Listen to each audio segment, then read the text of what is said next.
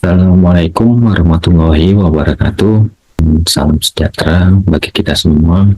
Video ajar metode self-paced learning adalah metode pembelajaran mandiri bagi mahasiswa di mana dosen tidak lagi bertemu secara tatap muka, tapi mahasiswa mengakses dari portal pembelajaran yang ada.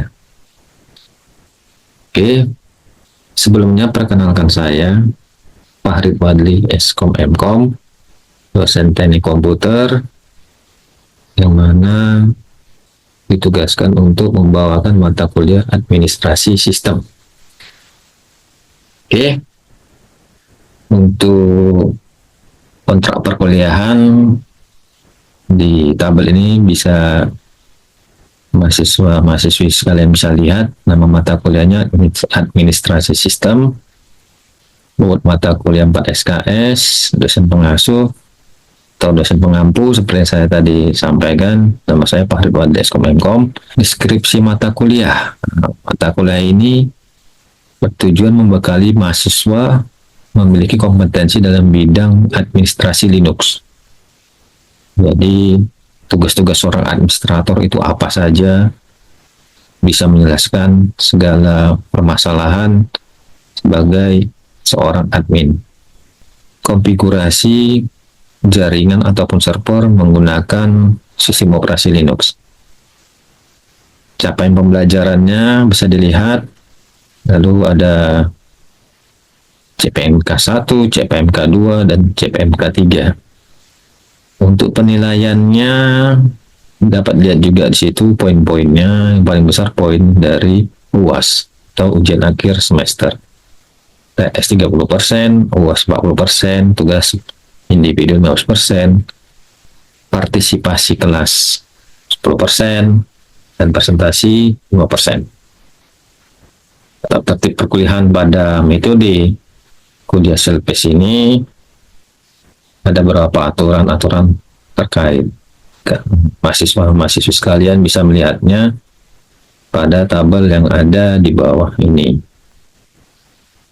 Adapun tata tertibnya lain, mahasiswa wajib mengikuti perkuliahan, mengerjakan tugas, aktif di WhatsApp ataupun portal, tugas-tugas dikerjakan, dan larangan-larang lainnya silakan dibaca selanjutnya.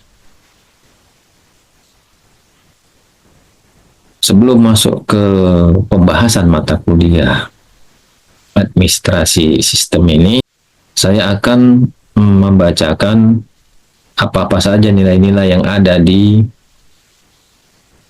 UNPAD. Pertama itu dari yayasan itu ada namanya 7 nilai dasar yayasan. Dilihat pada slide itu, pertama menjaga kemuliaan akidah tauhid dan melaksanakan syariat, bersyukur, rendah hati, berpikir positif, optimis, berempati, dan patuh pada pimpinan. Jadi ada 7, silakan nanti dibaca dan dipahami. Ada visi misi UNPAD. Adapun visi dan misi UNPAD itu adalah menjadi perguruan tinggi swasta yang terkemuka berbasis religius dalam mengembangkan iptek yang bermanfaat bagi kemaslahatan umat. Lalu ada misinya, ada 5 misi: melaksanakan pengabdian sesuai dengan piagam Pancabudi, lalu mengembangkan iptek berdasarkan Al-Quran, melaksanakan pendidikan pengabdian, mendorong fungsi kekhalifahan, menunjukkan kebahagiaan, lalu melestarikan sumber daya alam. Detailnya silakan dibaca nanti lagi kembali. Turunan dari visi misi UNPAD ada namanya visi misi prodi, khususnya di prodi teknik komputer memiliki visi jadi program studi unggul di bidang network engineer dan cloud engineer di tingkat nasional tahun 2030 yang menghasilkan generasi berkarakter religius. Lalu ada misinya, ada 5 misi, yaitu menyelenggarakan pendidikan melalui kurikulum KKNI, menyelenggarakan pelatihan bersertifikasi, melaksanakan penelitian dan pengabdian, menyelenggarakan kerjasama, melaksanakan pelatihan yang berlandaskan nilai padi. Ada beberapa yang saya singkat-singkat untuk mempersingkat waktu. Silakan kembali baca dan pahami. Kalaupun ada yang kurang dimengerti nanti tanyakan aja saya melalui grup teman WhatsApp. Lalu ada yang namanya 10 nilai tamadun UNPAP. Ini ada 10 acuan terbaru yang ada di UNPAP. Silakan dibaca-baca nanti. Cara garis besar antara lain memiliki sopan santun yang tinggi, melaksanakan pengajian Al-Quran, mampu mengamalkan piagam Pancabudi, seluruh sivitas akademik mengamalkan kampus bersih, seluruh sivitas akademika dalam melakukan pekerjaan dan pelayanan wajib melaksanakan service excellent. UNPAP memiliki warna-warna kebesaran, wajib menggunakan dan melestarikan simbol-simbol, ornamen, melestarikan istilah dan makna budaya. Seluruh sivitas akademika dalam melakukan tanggung jawab yang diberikan kepadanya wajib melaksanakan dengan sebaik-baiknya untuk lebih mensosialisasikan dan memasyaratkan serta menyatukan semua tekad dalam pemahaman UNPAP sebagai kampus tamadun. Coba nanti baca lagi. Ya. Baik, selanjutnya kita akan membahas silabus administrasi sistem. Jadi tidak berbeda jauh dengan mata kuliah berbasis tatap muka ataupun online. Itu di Selfie ini silabusnya tidak berbeda jauh dengan metode yang lain. Adapun silabusnya antara lain, yang pertama itu ada Access Command Line, yang kedua Manage Files dengan Command Line, yang ketiga mendapatkan help pada Linux, yang keempat Create View dan edit text files, kelima manage local user and groups, keenam control access to files, ketujuh monitor and manage Linux process, 8 control service and daemons, 9 configure and secure SSH, 10 analyze and store logs, 11 manage networking, 12 archive and transfer files, 13 install and update software package, yang ke-14 access Linux file system. Oke, itu silabusnya. Lalu bagaimana dengan tugas-tugasnya? Selain silabus tadi ada 14 pertemuan dengan bahasan seperti ada di depan ini, ada 2 ujian dan ada tugas juga. Ujian itu kita ketahui TS dan UAS, sedangkan tugas-tugas itu ada di dalam setiap bahasan. Jadi tugasnya itu nanti dikirim via email. Kalaupun memang hanya latihan aja, tidak perlu dikirim ke email. Selanjutnya, oke, dari silabus tadi di breakdown ada namanya CPMK, yaitu capaian pembelajaran mata kuliah. Capaian pembelajaran mata kuliah administrasi sistem ini ada 3 secara garis besar. Pertama itu membangun fondasi bagi sistem administrator Linux dalam menyelesaikan masalah konfigurasi secara efisien dan aman. 2. Mengelola administrasi pengguna dan grup dan menggunakan solusi penyimpanan yang tersedia. Yang ketiga, melakukan tugas administrasi sistem Linux termasuk dalam penginstalan, bangun konektivitas jaringan, mengelola penyimpanan fisik dan administrasi keamanan dasar. Lalu ada yang namanya lagi sub CPMK. Sub CPMK itu apa? Nah, jadi sub CPMK itu adalah kemampuan akhir dari tiap-tiap pembelajaran ini. Dari bahasan dari silabus tadi yang 14 dijabarkan lagi lebih detail menjadi kemampuan yang diharapkan atau output hasil akhir dari silabus tersebut. Jadi sub CPMK-nya itu bisa dibaca lah masing-masing kan. Berarti presentasinya ataupun filenya bisa di-download di masing-masing portalnya. Contohnya sub CPMK saat itu bisa login ke sistem Linux. CPMK 9 konfigurasi keamanan service command line pada sistem remote menggunakan OpenSSH. Nah, yang terakhir CPMK 14 access inspect dan menggunakan exciting file system pada storage attached server Linux. Nah, jadi masing-masing adalah output yang dihasilkan. Saya harap mahasiswa-mahasiswa sekalian dapat memahami pembahasan dari silabus dan CPMK ini. Next slide. Oke, silabus dan CPMK tadi tidak lepas dari yang namanya referensi atau daftar pustaka. Daftar pustaka yang digunakan pada administrasi sistem ini adalah pertama itu ada Red Hat Academy, Red Hat System Administration One. Lalu ada buku berjudul Mastering Linux Administration karya dari Alexandro Calcating. Lalu ada penelitian dari dosen kita, Pak Ahyar, berjudul Pengembangan Aplikasi Troubleshooting Jaringan melalui Sistem Notifikasi dengan Integrasi Ketik dan Telegram.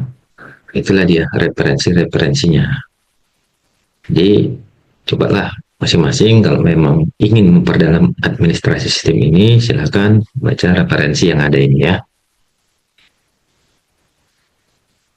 Oke, dari bahasan tadi, termasuk dari nilai-nilai di UNPAP, lalu ada kontrak kuliah, lalu ada silabus, kemudian CPMK. Kalau ada yang mau didiskusikan, silakan diskusikan di grup WhatsApp kita, itu grup administrasi sistem. Oke, untuk selanjutnya kita akan masuk materi-materi yang di breakdown pada silabus tadi untuk dijabarkan. Oke, silakan simak video-video yang akan diupload, segala pertanyaan dan diskusi yang kita bahas di grup WhatsApp. Terima kasih atas perhatiannya. Jumpa lagi di video berikutnya. Class University. Halo, Assalamualaikum warahmatullahi wabarakatuh. Kembali kita bertemu di video selfish berikutnya, tepatnya di pertemuan yang kelima dengan materi pengelolaan user dan grup di Linux. Tak banyak yang bisa disampaikan karena kalau dengan teori saja tidak akan bisa memahami materi ini. Jadi di akhir presentasi nanti akan ada video, semoga mahasiswa dan mahasiswi dapat mempraktekkan. Masuk kita ke pembahasan pengelolaan user dan grup di Linux. Tapi sebelum masuk ke sana, saya mau mereview temuan yang sebelumnya, yaitu tepatnya pertemuan yang keempat. Pertemuan keempat ini kita membahas penggunaan PIM. Jadi PIM ini adalah aplikasi pengeditan file teks untuk dapat membuat variable cell, mengedit file, menghapus karakter tertentu, menghapus baris dan karakter tertentu, serta menyimpan perubahan. Ini terdapat di dalam PIM. Hasil yang diharapkan dari pertemuan keempat, mahasiswa bisa menggunakan PIM.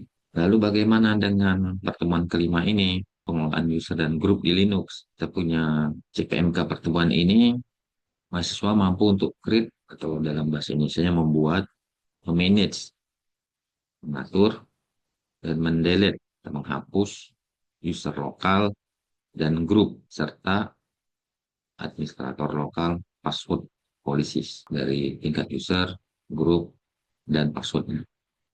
Nah, seperti itu. Referensinya sama seperti yang sebelumnya, menggunakan Red Hat Academy, Sterling Linux Administration, dan jurnal pengembangan aplikasi troubleshooting jaringan melalui sistem notifikasi dan integrasi Ketik dan Telegram. Video-video yang akan kita tanyakan juga berhubungan dengan Red Hat System Administration One. Sebelum masuk pembahasan dari pengelolaan user dan grup di Linux, jadi konsep user di Linux itu adalah akun yang diciptakan untuk membatasi keamanan dan penggunaan perintah agar lebih aman. Jadi user-user ini dikotak-kotakkan, dikelompokkan. Mana user biasa, mana user admin, dan mana user super admin. Komponen user itu biasanya ada nama pengguna, ID yang unik, dan kata sandi untuk autentikasi. Jadi masing-masing user itu kalau masuk ke dalam user tersebut harus dimasukkan password dulu. agar bisa mengakses user-user tersebut.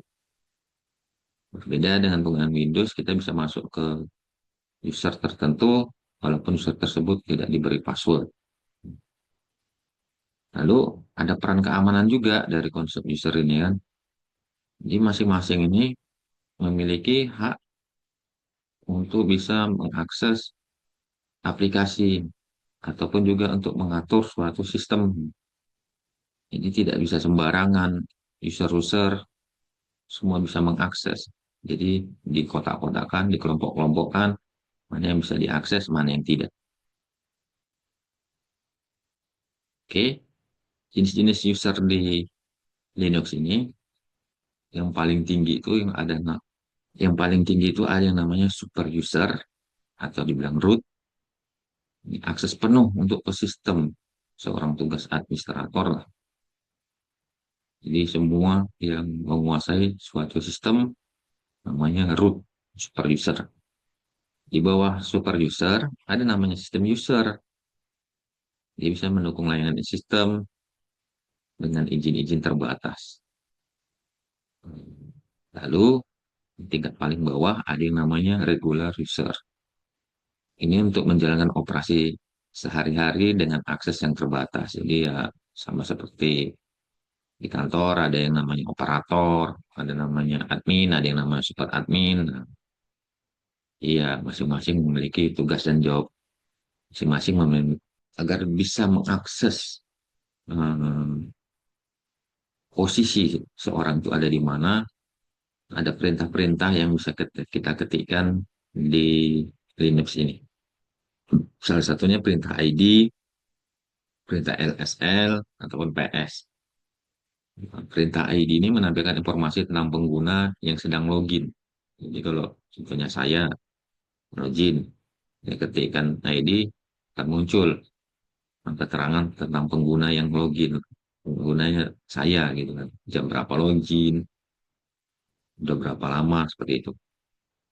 Lalu ls-l itu melihat suatu direktori yang punya file itu siapa. Itulah dia fungsinya use dan group tadi. Jadi bisa dideteksi yang punya file itu siapa. PS ini melihat informasi proses dan pengguna terkait. Jadi untuk detailnya nanti coba dipahami dan pelajari video tutorial penggunaan user dan group di Linux di akhir dari video presentasi saya. Ini sama bahasan seperti di awal tadi, ada definisi grup, ada definisi grup, yaitu kumpulan pengguna yang berbagi akses file dan sumber daya sistem. Lalu ada komponen grup, memiliki nama grup dan GID unik untuk identifikasi sistem. Jadi ada grup, contohnya Fish, grup programmer. Nah, di dalam grup-grupnya itu ada ID-ID. Jadi ID-nya unik. Jadi harus bisa memahami perintah-perintah kerja di Linux ini agar jangan bingung gimana bagaimana cara eksekusi ke depan. Nah, ini grup-grupnya. Ada grup utama, ada grup pribadi, ada grup tambahan. Dalam grup utama itu aksesnya bisa lihat di /etc/password.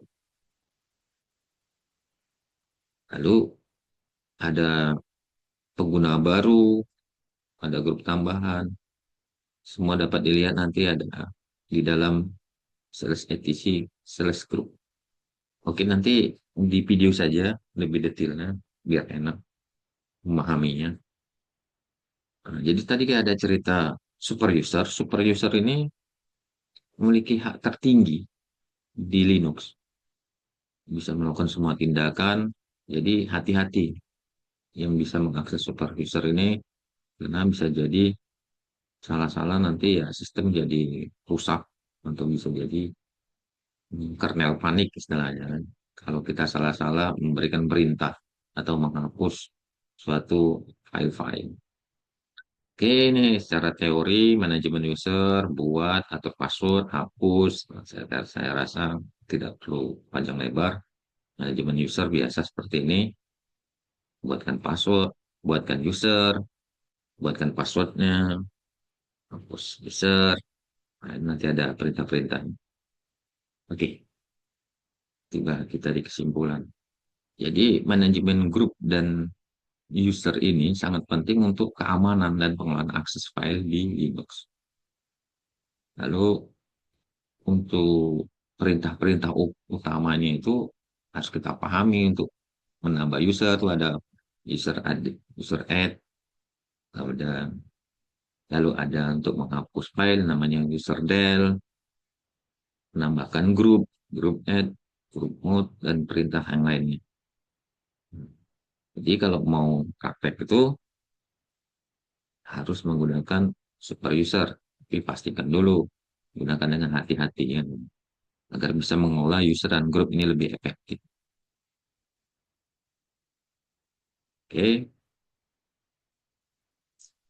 sama seperti video sebelumnya, segala pertanyaan dan diskusi silakan di grup WhatsApp kita, yaitu grup administrasi sistem. Oke, untuk latihannya nanti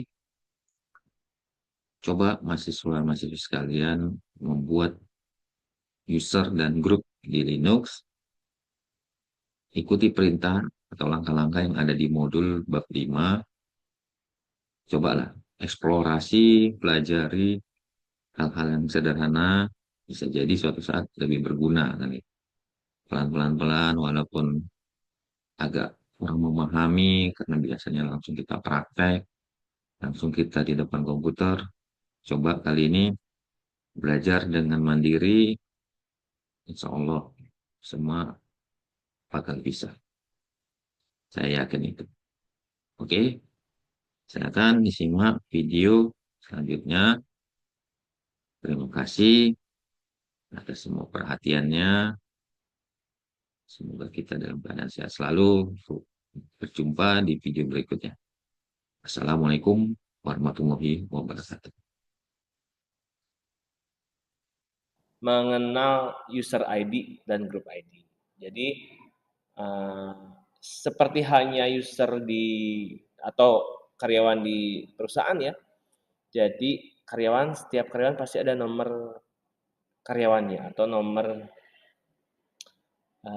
nomor employee-nya lah gitu ya, nomor pegawai gitu ya, nomor induk pegawai misalnya, atau nomor induk siswa kalau sekolah. User di komputer juga pasti ada user ID-nya atau nomor user-nya. Nomor user atau ID user namanya kita akan bisa lihat bisa pakai perintah ID. Nah, dia ngasih tahu nih, ini user TIK di komputernya Sentos, ini maksudnya hostname-nya Sentos ya. TIK at Sentos, artinya user TIK di komputer Sentos, di komputer yang hostname-nya Sentos. Nah, user ID-nya ini, user ID-nya 1001. Ini usernya TIK dan GID atau GID bahasa Inggrisnya ya. Berarti nomornya sama. Di setiap user yang dibuat di komputer Linux atau Unix, itu dia akan mendapatkan user ID-nya, sekian nomornya, beserta grup default-nya. Grup default-nya namanya sesuai dengan nama user tersebut. Dan nomornya biasanya akan sama dengan nomor user ID-nya. Di GID 1001 pasti user ID-nya 1001. Ini grup default ya. Grup default-nya akan sama nomornya dengan user ID user yang bersangkutan. Nah, seperti halnya karyawan di perusahaan, karyawan tersebut itu bergabung di divisi mana? Ada divisi marketing, divisi technical support, divisi admin, divisi misalkan divisi keuangan gitu ya. Setiap karyawan punya kelompok divisinya masing-masing. Mungkin ada divisi lapangan dan macam-macam. Divisi manajer juga mungkin ada ya, divisi manajer karena manajer banyak orang. Seperti halnya divisi di perusahaan, di komputer pun dan tidak hanya di Linux, di Windows mungkin juga sama, ada istilahnya grup. Grup itu kan berarti kumpulan banyak orang. Grup itu sekumpulan sesuatu. Nah, grup default-nya di Linux itu akan tadi saya jelaskan punya nomor sama dengan user ID. Nah, tapi grup itu grup si user di Linux juga boleh banyak. Tidak hanya satu grup dia bergabung, bisa ke grup yang lain. Ini contohnya si user TIK ini dia bergabung ke 3 grup. Grupnya default-nya dia, ada grupnya yang lain, ini contohnya grup Will, grup ID-nya 10, sama grup Docker. Jadi kebetulan ada grup namanya Docker, GI. GID-nya atau grup ID-nya 984. Gitu ya. Jadi ini kebetulan si user TK saya sudah masukkan ke 2 grup tambahan, grupnya Will dan grupnya Docker. Nah, ingat bahwa grup default user itu namanya sama, user ID-nya sama dengan GID-nya. Nah, itu tentang ID, tentang user identity, tentang identitas user dengan identitas grupan. Nah, untuk melihat contoh yang lebih nyata, kita akan buat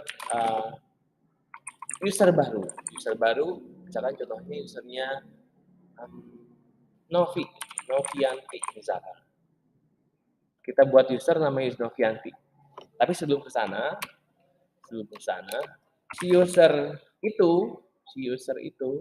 login maksudnya, di Linux itu banyak jenis user, tapi user yang bisa login ke komputer itu akan memiliki direktori rumahnya masing-masing. Nah, seperti halnya karyawan di perusahaan, setiap karyawan mestinya punya mejanya masing-masing, meja kerjanya masing-masing, mungkin ruangan kerjanya masing-masing, yang punya level khusus, punya ruangan sendiri-sendiri.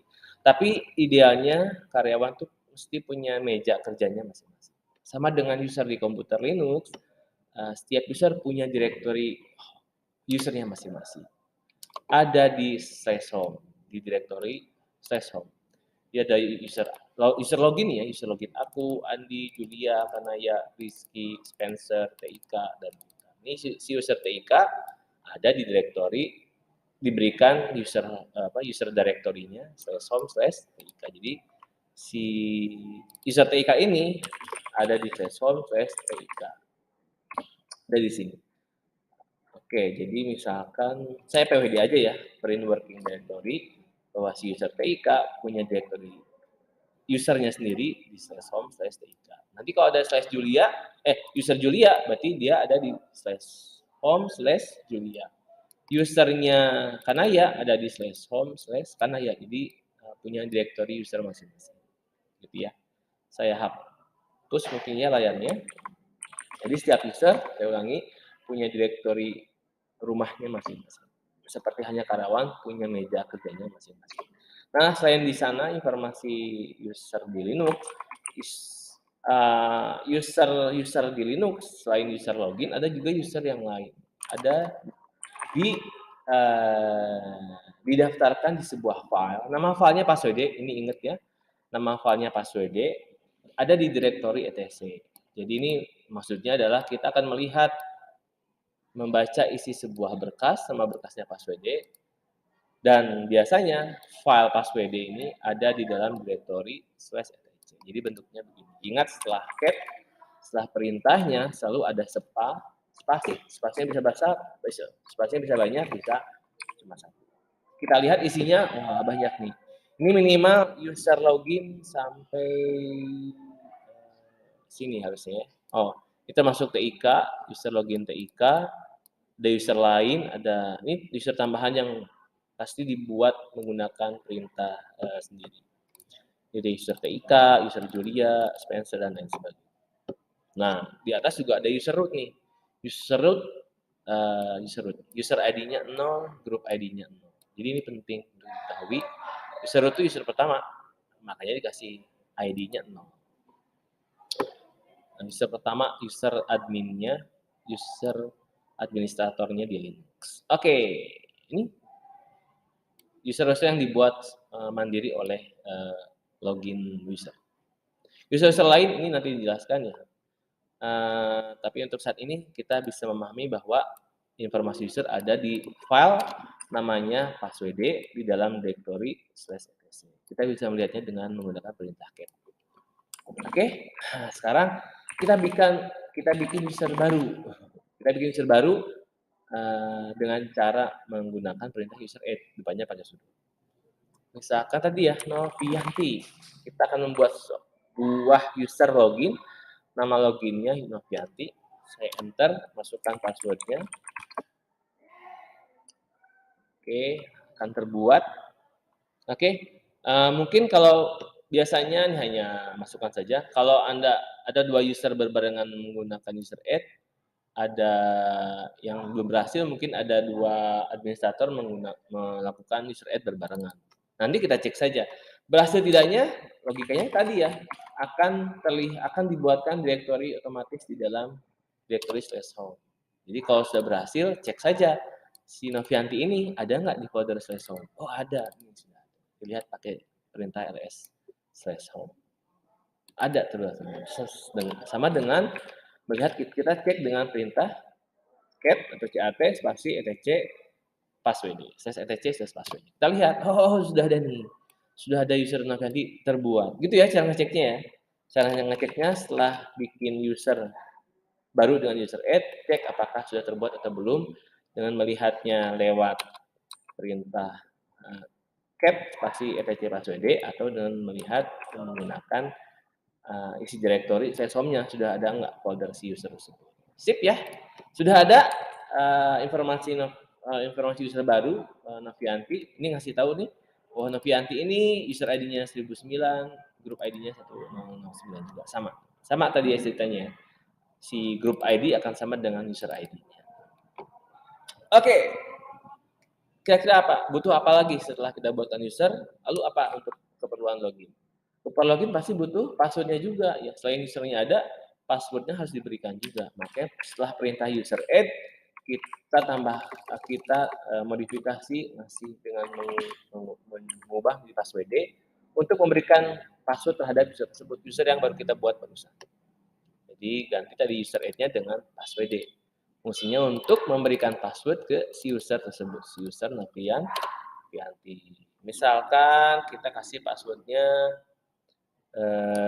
asal jangan lupa ya, asal jangan lupa. Saya kasih passwordnya itu, oh ternyata mudah ditebak katanya. Tapi misalkan password yang ada di kamus biasanya komplain seperti ini, bad password. Tapi nggak apa-apa untuk latihan.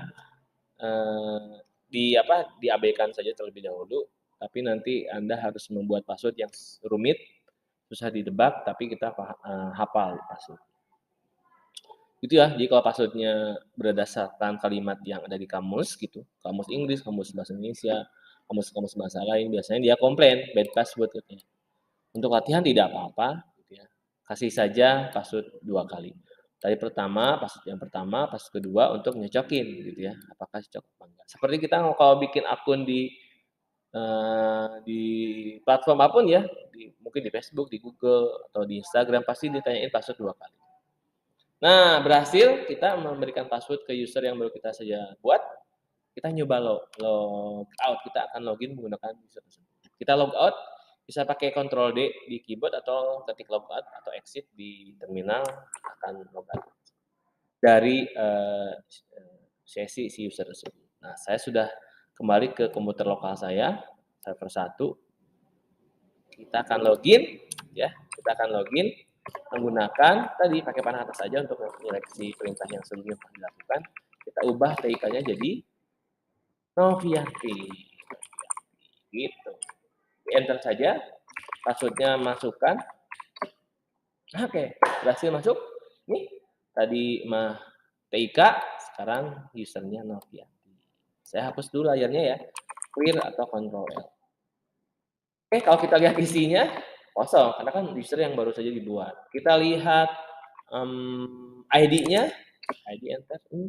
Si user Novianti, user ID-nya 109, grupnya juga sama Novianti, GID-nya juga sama.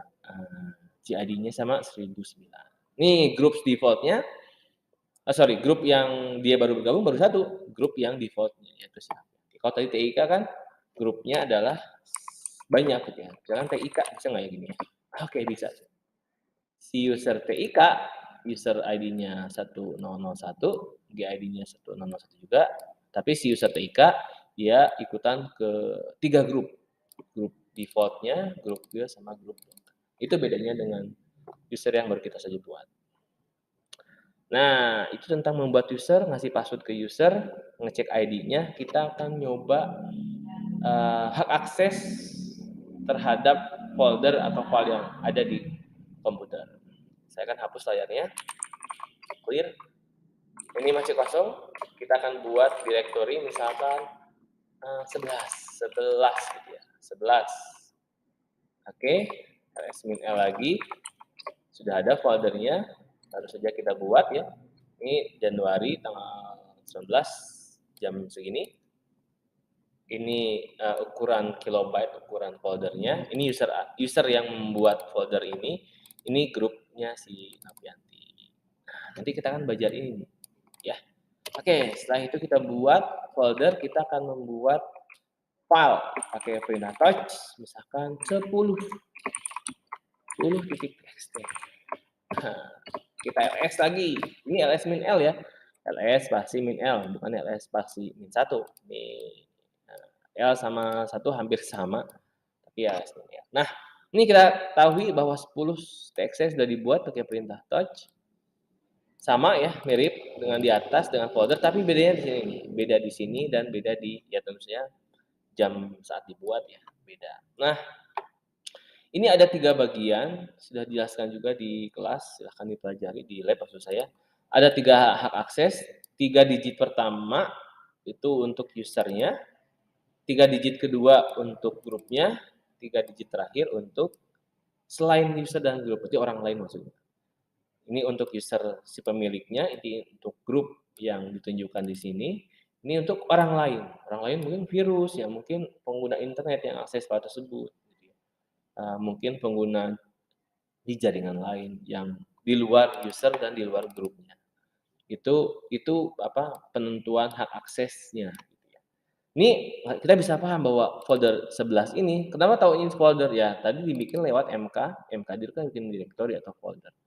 Dia ngasih tanda nih, di depannya ada D. Dia si Linux kasih tahu bahwa kalau di depannya D, berarti item ini adalah sebuah folder. Kalau di depannya bukan D, artinya dia file teks biasa. Iya, file biasa. Posisinya bukan folder, gitu ya. Itu file biasa. Nah, kalau sudah paham tentang itu, bahwa ini menunjukkan hak akses ke usernya, 3 digit selanjutnya adalah untuk grupnya, dan 3 digit terakhir untuk orang lain, kita akan bisa mengubah hak aksesnya. Ini kan artinya si user Novianti ini bisa read, bisa baca isinya, bisa memodifikasi filenya, bisa ngisi file, bisa menghapus file, bisa nge-rename file. Artinya itu hak untuk menulis, mengubah sesuatu. Kalau min ini yang seperti X itu executable. Kalau file ini ada X-nya, itu berarti file itu file program misalnya. Kan program itu bisa dieksekut, bisa dieksekusi, bisa dijalankan, bisa running maksudnya ya. Bisa running, ada jalan di memori komputer dan dieksekusi oleh CPU. Itu maksudnya executable. Kalau read kan cuma dibaca aja sekali gitu ya. Atau lumayan ada space waktu kalau filenya besar. Read artinya bisa modifikasi file tersebut atau folder tersebut, bisa nge-rename, bisa menghapus, bisa mengisi datanya dan sebagainya. Itu akses write, nulis, mengubah sesuatu. Kan nulis itu mengubah sesuatu. Ini tadi executable. Kalau folder bisa di double klik gitu ya. Kalau folder perlu untuk nge-double klik, kalau file ada X-nya berarti file tersebut jadi program, jadi file yang nanti bisa dieksekusi oleh CPU dan jalan di memori. Nah, kita akan mengubah. Tapi sebelum mengubah kita harus paham dulu bahwa R itu nilainya 4. Jadi setiap jenis hak akses ada nilainya. W itu nilainya 2 dan X itu nilainya 1. Jadi kalau R, W, X jumlahnya 7. Karena R itu 4 ditambah 2 ditambah W 2 ditambah X 1. 4, 2, 1. Jadi 7 gitu ya. 4 tambah 2 tambah 1 jadi 7. Kalau RW saja, RW min berarti ya, karena X-nya 0, berarti saya hanya untuk nulis ini di layar. Berarti kalau RW min nilainya 6, karena R itu 4, W itu 2, X-nya 0. Jadi 4 tambah 2, 6. Gitu. Karena X-nya 0. Artinya nggak ada. Karena nggak ada dikasih tanda min. Gitu. Berarti RW min artinya nilainya 6. Kalau R saja berarti 4 gitu ya. Kalau W saja berarti kan 2 gitu ya. Nanti kita coba latihan. Jadi kita paham bahwa nilainya R itu 4, W itu write itu 2, X itu 1. Kita akan mengubah 10 ini, saya inginnya jadi RWX gitu ya. Lalu si grupnya hanya baca saja, dan orang lain tidak bisa ngapa-ngapain. Bisa ketebak ya, jadi kita pakai perintah chmod untuk melakukannya.